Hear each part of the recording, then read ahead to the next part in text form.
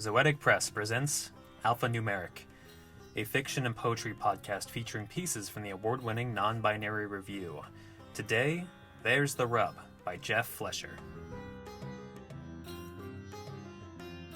After the last few centuries, I can tell you that people don't get irony. Trust me. At least, they don't get ironic punishment. I've warned them every single time, and they never quite get that the whole thing's just a riddle. I've been doing this spiel a long time, so I've got it down pretty pat. It usually goes something like this. I am the djinn of the lamp.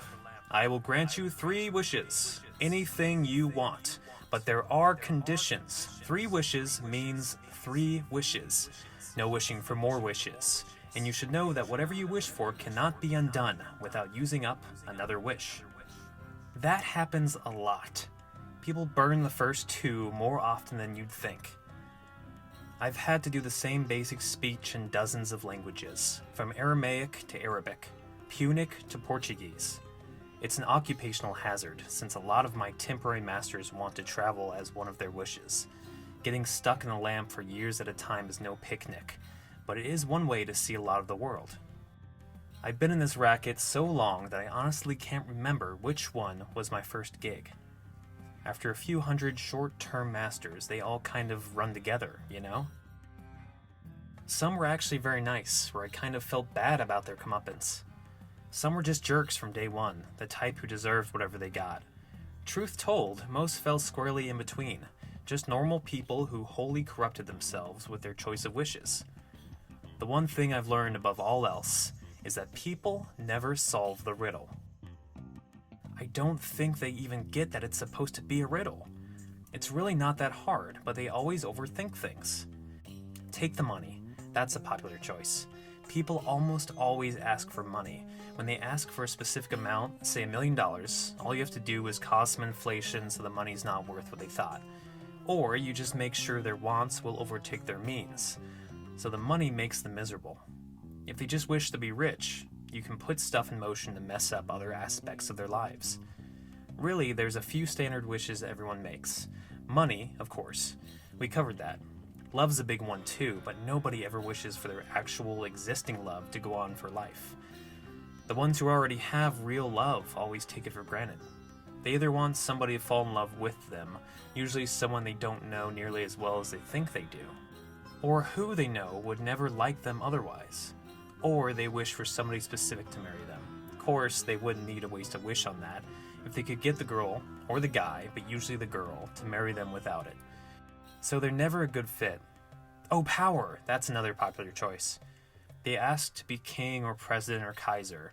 Lately, what's getting more people is wanting to be in charge of a particular company or get some particular job. What they don't get is that once you start at the top, without all the skills and know-how you pick up along the way there, it's really easy to fall. Fame's getting big too, but they keep asking for fame itself, which gets old really fast and it's exhausting. You'd think they'd figured it out. Some wish for more mundane things. It's a lot less greedy, but the ones making fleeting wishes always regret later that they use them up on small stuff. You know what I mean. A trip or some object they want to own.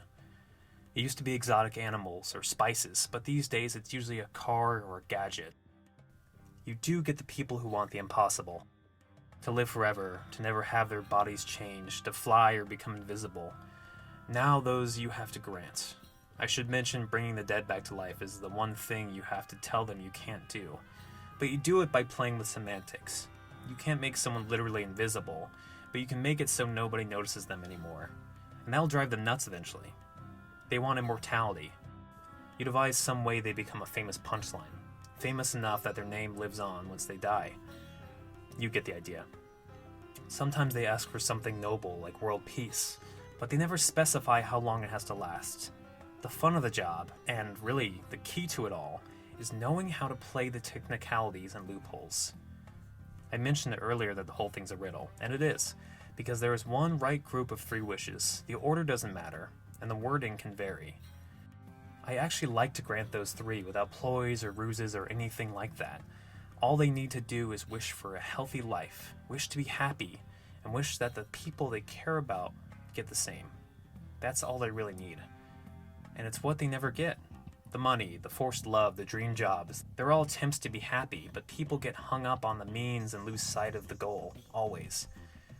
Genuinely, I have to say it feels good to grant people a healthy, happy life, and everyone feels a little satisfaction when someone solves a tough riddle they came up with. Well, I assume it feels good. It's really a shame that, in all the centuries I've been doing this, nobody's ever gotten it right. Sorry you had to waste your last wish on the secret to how the whole thing works.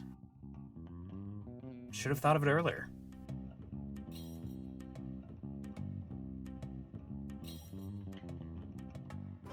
This has been There's the Rub by Jeff Fleischer, read for you by me, Forrest Oliver. Our music was Kolkata in the Distance by Razorback GFX, provided by Pixabay.com. Alphanumeric is mixed and mastered by Zoetic Press. You can get NonBinary Review on our website, zoeticpress.com, or on Amazon. If you like the podcast, please drop in and give us a rating or a review, and please subscribe. New work drops on Wednesdays. Non-Binary Review, because humans are hardwired to tell stories.